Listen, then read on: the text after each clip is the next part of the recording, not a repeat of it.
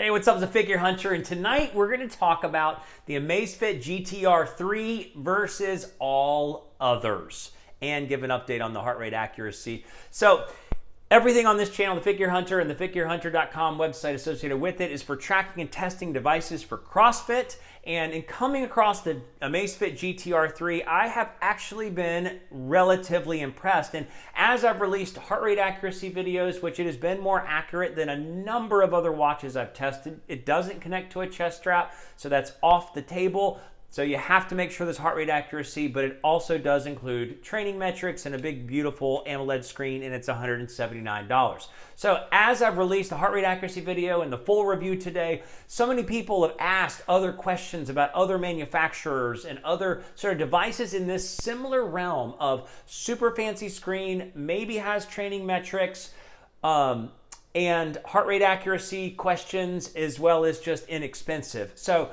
I wanted to answer the question across the board for all watches that I would say are in a similar vein to this style of watch, and how this one is actually better than all the other options out there, and I'll tell you why in a second. So first, I want to give you a heart rate accuracy update, because now I've put in 10 workouts. 10 workouts with this watch, just sort of strapped on the wrist by itself in CrossFit motion.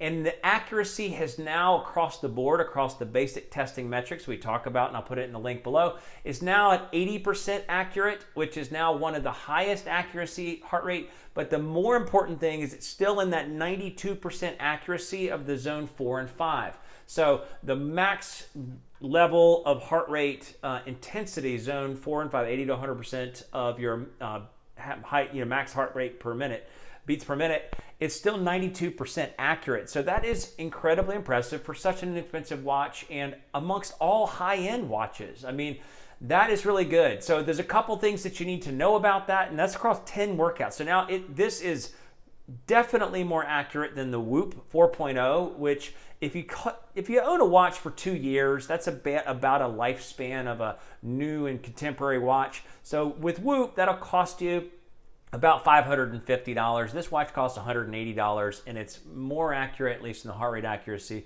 There's obviously other things that Whoop does better or different and has a different approach, but this obviously has a watch face to it, and it'll do a bunch of other things. So one thing I will say about heart rate accuracy, do not over tighten it. If you're gonna wear it, just wear it comfortably. It doesn't have to be super flopping around, but don't over tighten. I had one failed reading, and it was because I strapped it down super tight. The watch just doesn't do it. It just does fine. Just sort of like wear it kind of, sort of snug as you would wear it throughout the day. So it obviously made me think, how does it compare to a lot of the other impressive offerings at the price points being offered from Huawei, Xaomi, Honor, TicWatch, which is Mobvoi, as well as some of the other more expensive watches, as well as some of the other Amazfit watches that are on the line today. How does it compare with the big pretty screen at inexpensive price, with training metrics on some of these, maybe rougher build quality on some? So we're gonna talk about all of those in just sort of a conversation. I do not have those watches. I test them and sent them, or test them and sold them, or whatever it is. So we're just gonna talk about this in concept versus all the others. So with that, let's dive in. First up in the attack is the Huawei GT2 or the Honor Magic Watch 2, because these are super competitive. I believe it's basically the same watch. I think Huawei or Honor is the Huawei American version. And you can get most of these watches as they come out. And I have not tested the GT2 Pro. I have tested the Huawei GT2 and the Honor Magic Watch 2. So I haven't tested the GT2 Pro. So I don't know if there's a different sensor on there. But what are the pros, and then what are the cons, and how does it compare? The pros, it does look like a little bit nicer watch. I mean, it looks like a Tag Heuer-ish watch. It's a very cool, sleek design on both those models, and they basically look the same. You also do have training metrics, so the recovery time, the training load over the course of time, as well as your aerobic and anaerobic training effect. It does have a better battery life. I was getting more like 5 to 6 days, because every watch I test, I do it like medium brightness, but I do always on display. And so those are the pros. And the Honor Magic Watch 2 has SpO2 tracking, so it will track your blood oxygen in some way, shape, or form. And what are the cons? Obviously, that doesn't connect to a chest strap. Basically, none of the watches I'm going to talk about connect to a chest strap for heart rate accuracy. So if it doesn't connect to a chest strap, how good is it? Not good. It was like 40% accurate. It was not tracking the flow of a CrossFit workout, in my opinion, at all. So the fact that it includes training metrics like training load, recovery time, and training effect from the workout is completely worthless. It might as well be dead. And it makes all of the other stuff come into question, like the sleep tracking. The other thing is that it basically, the SpO2 wasn't useful. I felt like maybe the sleep was similar in quality, the sleep tracking, but I felt like all the health benefits weren't as well laid out. It's not as smooth of a watch, just an overall experience. The app is not as well developed, in my opinion, and it didn't work as well for, let's just say, American phone companies, or the iPhone user experience was disabled in certain features. And the SpO2 was not an all the time thing. The Amazfit GTR3 will give you like 40 readings a night of SpO2 to tell you like a real average of what it was, or the stress, so that you can see your heart rate variability over the course of night. You can obviously do a spot check like you can do on the Huawei GT2 or the Honor Magic Watch 2, but it doesn't give you all the time readings, and so the battery life that's a little bit longer is not as useful. Okay, now for a big competitor that I don't have as much to say about is Huawei Mi Watch. Now the Mi Watch looks pretty awesome. I'm just going to say the con out of the gate, you can't really get it in the US. So it has some cool specs to it, but it's relatively worthless. And I'm going to bet if you can't buy it, you probably can't get good service for it. So, it has First Beat. Printed on their website, First Beat Analytics. So it is like what you would assume to be the truest and best quality for the training load, training metrics. And it's got stress and body battery from First Beat Analytics.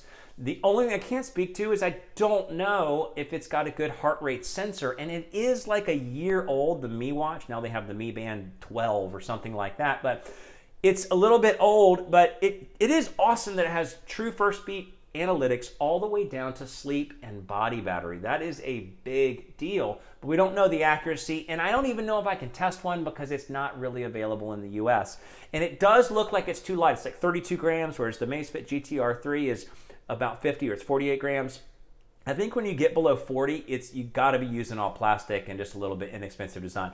So I can't speak to that, but I do think this is still the best option because this is the only one you can buy in the US. So there. Another big competitor, TicWatch Pro. So the Mobvoi TicWatch Pro 3 and now the TicWatch Pro 3 Ultra, which I am underway with testing. What are the pros? You'll get Wear OS, and you will even get Wear OS 3.0. The TicWatch Pro 3 and the 3 Ultra are on slate to get Wear OS in the upcoming days, so that is bigger. It's a stronger build quality. It's got like an IPX rating, whereas the Amazfit GTR I don't think has anything like that. Although the build quality has been fine, I don't think it compares because of the build quality, the rugged toughness of it, and it does include all the basic features like SpO2 tracking and things like that. But what are the cons? Terrible heart rate accuracy, no training metrics. So you just basically, here's your heart rate graph. And I have had continued problematic experiences with Wear OS, and even more so with the TicWatch family. I can't get my Ultra yet to work. I can sync it with the Wear OS, which is not easy, not fun, and not a great experience on an iPhone, but I can't get it to sync with the Mobvoi app, so none of my stats are flowing over, so I've just sort of paused testing for now. But terrible connection in general, so I just feel like it's not worthwhile. I feel like the SpO2, it will check it throughout the night versus the GT2 and the Huawei Honor Magic Watch. So it will check it throughout the night, but it's checking it like once every 2 hours, so you'll get like 6 readings in one night's sleep. And I feel like it's not as useful there. I feel like it is a shorter battery life. It's looking at like 3 days versus 4 days for the GTR3. So, and it's $300. So it's like, $120 more, or on the brink of twice as expensive as this. Doesn't provide as many features and is not as useful. So, in some of those features, and obviously the training metrics just takes it off the table for a CrossFit tracking type watch. So with that, let's look at the Amazfit band. So within Amazfit, you have the GTS series, which I'm not going to test. It looks too much like an Apple Watch, and I already do not like Apple Watches. But I bet if it's not got the same sensor, which they're calling the BioTracker PPG 3.0. You got to look.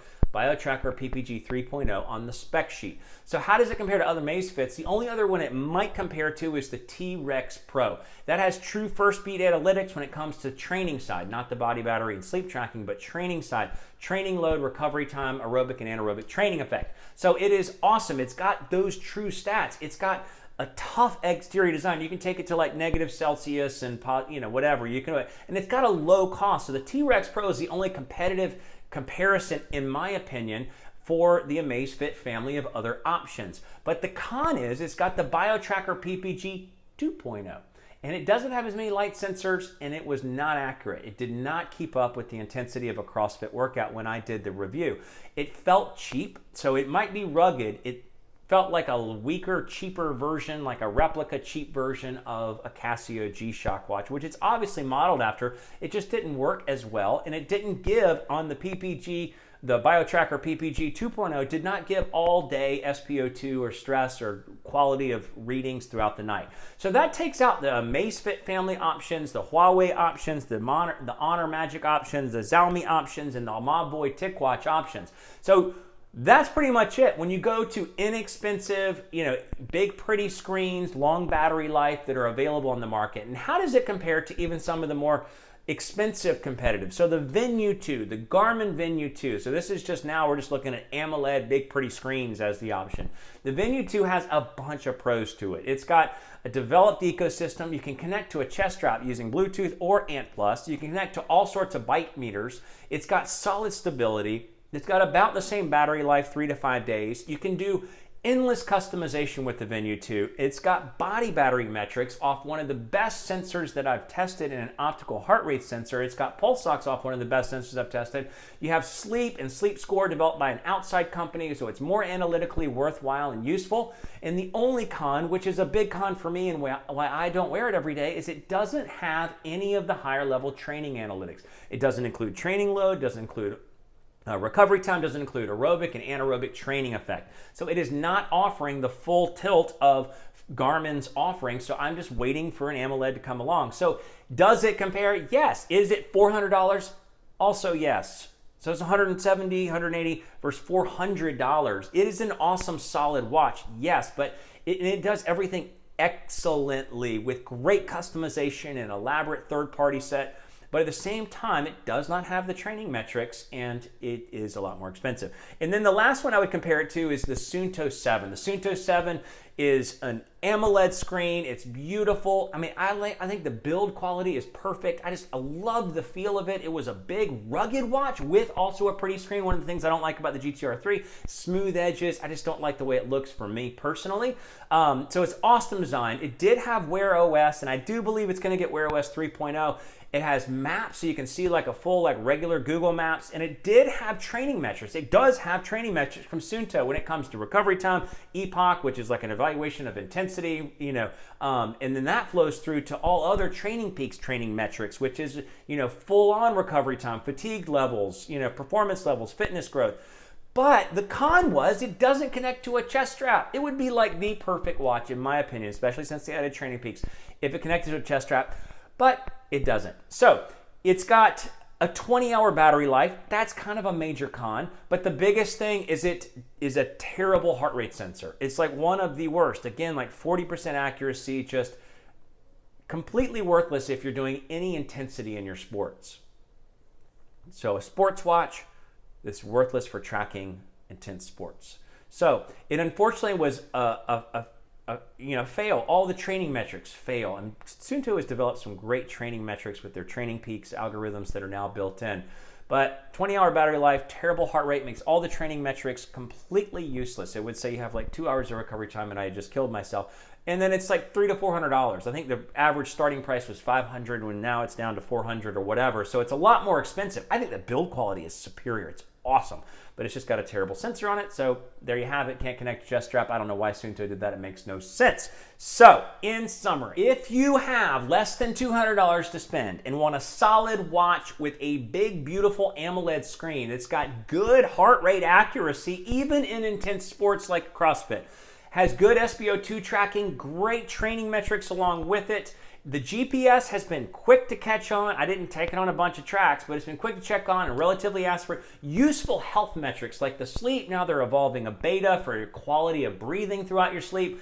Excellent battery life, 4.5 days of battery life is great. Smooth processor, I haven't had any problems. One of the things, it works well with the iPhone. The data just transmits over there. You can, you don't have any glitches or problems. And the watch, you gotta power the watch off, power it back on. None of those things have happened, and it's got excellent customization for how you set this watch up and the flexibility with which you do so. If you want all of those things for under $200, you cannot find another option on the market today.